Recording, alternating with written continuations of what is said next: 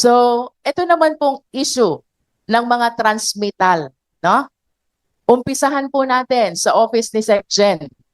Ang office po ng Secretary General ang tumatanggap ng impeachment complaint. From there, she has to transmit the same immediately to the office of the Speaker. As to the meaning of immediately, I would say it depends on how the office of the SecGen would appreciate and discharge her function as such. After the same is transmitted to the office of the Speaker has a period of 10 session days to include the impeachment complaint in the order of business of the plenary. Again, anong ibig sabihin ng 10 session days? It depends on the judgment of the Speaker as to the timeliness of transmitting the same to the plenary so long as it falls within the allowed period, and that is 10 session days.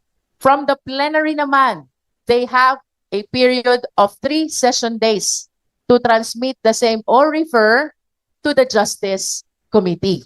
As to how they are going to exercise the same, it is the judgment of the plenary, which is represented by all the members of the House of Representatives. No?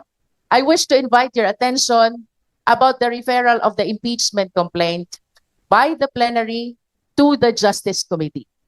This is very important because it illustrates the Francisco ruling. What is provided in the Francisco ruling, once the impeachment complaint is transmitted to the Justice Committee, it completes the initiation process and therefore it triggers the running of 1-year prohibition period. Ang sabi po sa ilalim ng saligang batas, dapat isang impeachment complaint lang laban sa isang impeachable official kada taon. It cannot be 2, it cannot be 3. So, doon naman po, pagdating sa Justice Committee, the committee that we are chairing, I summarize the process into 5 steps. First step, determination of sufficiency in form. Second step, determination of sufficiency in substance. Third step, if the impeachment complaint is sufficient both in form and substance, we need to determine if there is sufficient basis of impeachment complaint. Dito po sa third step, kompleto na lahat ng pleadings ng parties. Now, moving forward, pagdating po ng fourth step, we will be holding the hearing proper. Dito po sa hearing proper, we will begin to invite the complainant, the witnesses, and even the respondent. Kung dadating po ang respondent, it is actually his discretion as part of the due process. But definitely, the Justice Committee will be inviting the respondent. For the last step, that is the fifth step, the Justice Committee has to determine whether or not there is probable cause that supports the impeachment complaint. So that completes the process in the Justice Committee. Whatever is the decision of the Justice Committee, we need to submit a committee report to the plenary, which will decide by 1/3 vote whether or not they will approve the committee report. That explains the entire process of impeachment in as far as the House of Representatives is concerned. Ma'am, maganda po yung pagpapaliwanag niyo. Parang lahat kami pwede na makipagdebate based on.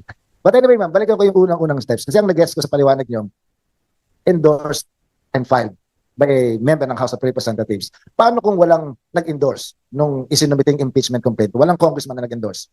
Just like any other bill, it must be sponsored by at least a member of the House. No?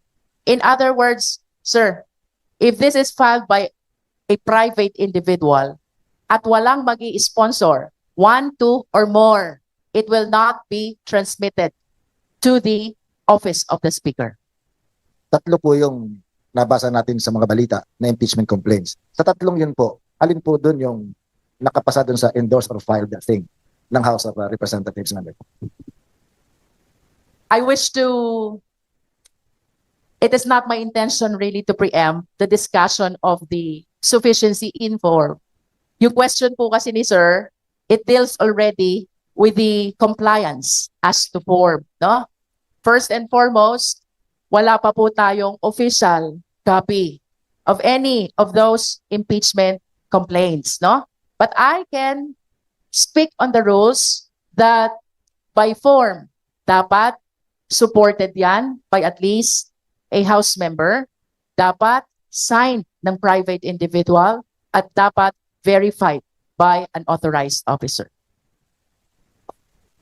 So as not to preempt fully, may mababasura agad sa tatlo. Again, we cannot tell yet, no? Let's go back to the process. I was able to see from the news that the first impeachment complaint has been transmitted already to the office of the Speaker. But with regards to the two subsequent impeachment complaints, merong ongoing discussions as to the manner of filing because our Secretary General was on official travel in Taiwan, I guess, no? To represent, I believe, the government when these two subsequent complaints were being filed.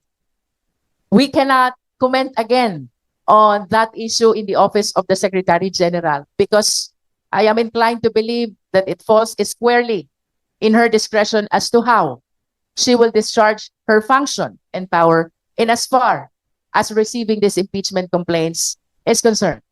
Nevertheless, the least I can say, kung magpang-apang-abot yan sa plenary, if the question is which will be considered by the Justice Committee, it depends kung alin ang unang makakarating sa Justice Committee.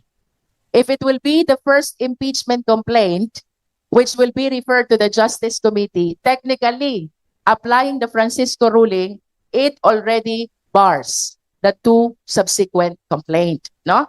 Ngayon, kung i-transmit nila ng sabay-sabay, at the same time, the three impeachment complaints to the Justice Committee, this is my opinion, we will be prompted to consolidate all those three. Pero dapat may endorsement pa rin. In all cases, no, basta nandun tayo sa first mode, filed by private individual, palagi dapat may endorsement by way of resolution by at least a House member. Hindi ba yung Office of the Secretary General should sign yung two complaints? Parang sinasabi nila rejected na dahil wala si Cheloy Garfield doon sa ano. Sir, the rules provide that the impeachment complaint must be received by the Office of the Secretary General, no?